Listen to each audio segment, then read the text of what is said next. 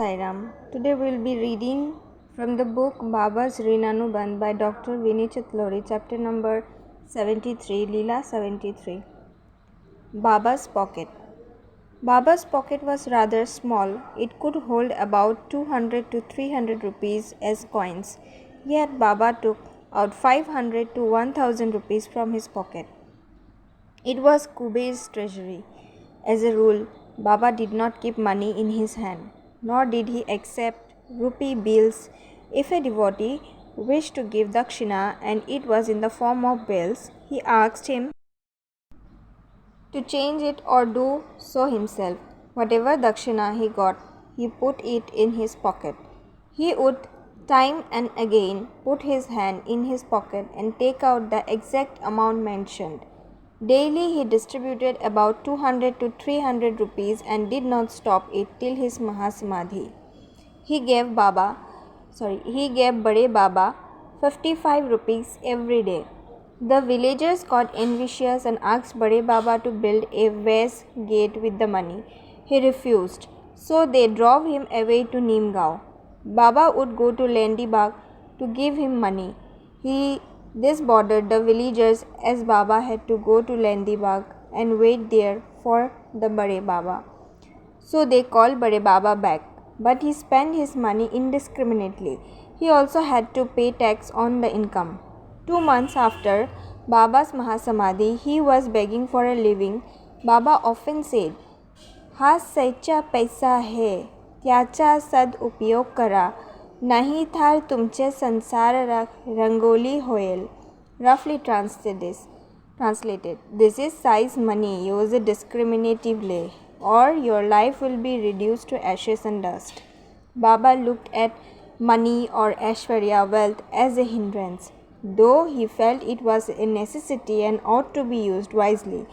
In those days, the coins were made of silver and no other alloy was mixed with it.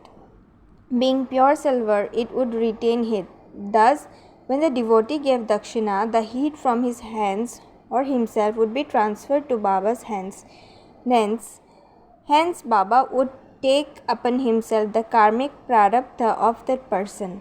Baba did not accept money in the form of bills, as paper would burn easily but not silver. He had a small cloth pouch in which he kept some coins. He tied the pouch tightly so that the coins would not jingle. Then he kept the pouch in his pocket. After the noon meal was over and the devotees had gone home, Baba would take out the pouch and take out the coin. Then he would rub each coin, saying, "Hey Kaka Cha, hey Nana Cha." If anyone entered the sanctum sanctorum at that time, he hid the pouch. Baba had rubbed the coins so much that the impression on them had faded. Thus Baba rubbed off their bad karmas. The bhaktas that were given the pocket by Baba were stunned by the outcome. Tatya Kote had no children, though he had 2 wives. After receiving the pockets, photo 58 and 59, he had three sons. In the afternoon, when all the devotees had gone home, Baba would stitch the torn pocket. On the other hand, Jyotindra, with the money in the pocket, was able to buy a home in the Tata building, Bandra, Mumbai, where the Tarkars live. काय करवे आए आज गेलो में बांद्रा से जैसा रोज नाही, काव्या या पियाव्या पाजे उपासी माझ्यावा लगेले. Sri Sai Satcharita, chapter 9. What would I do, O mother? Today, like every day, I went to Bandra, but there was neither gruel nor food.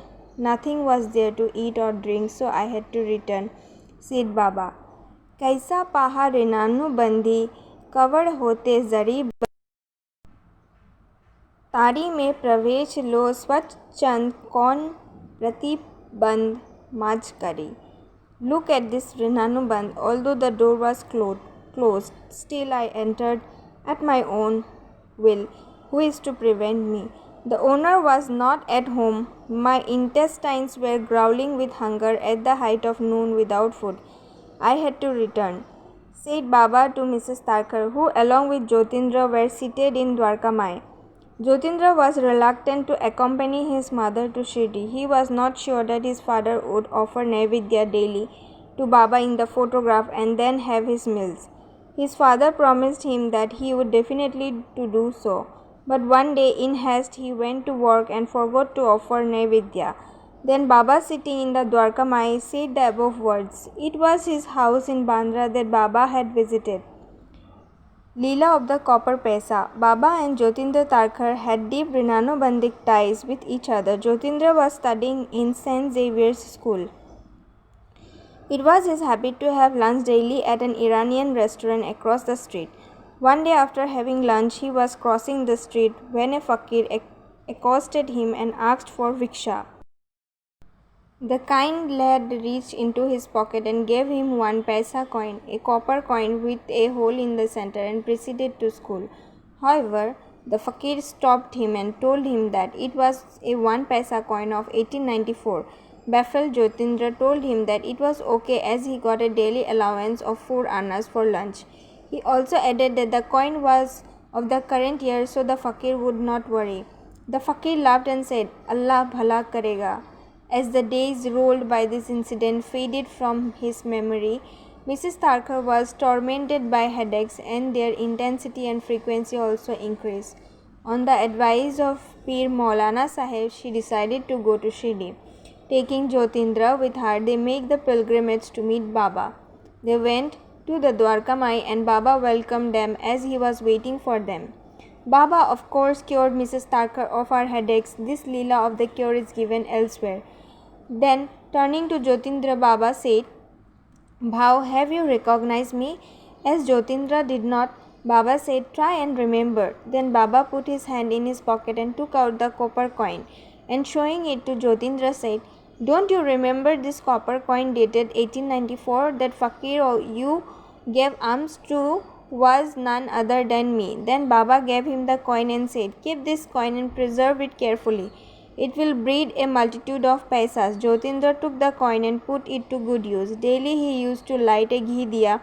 So he placed the coin as the base and through the hole in the center stood the wick which he would light. What a wonderful way to use the coin.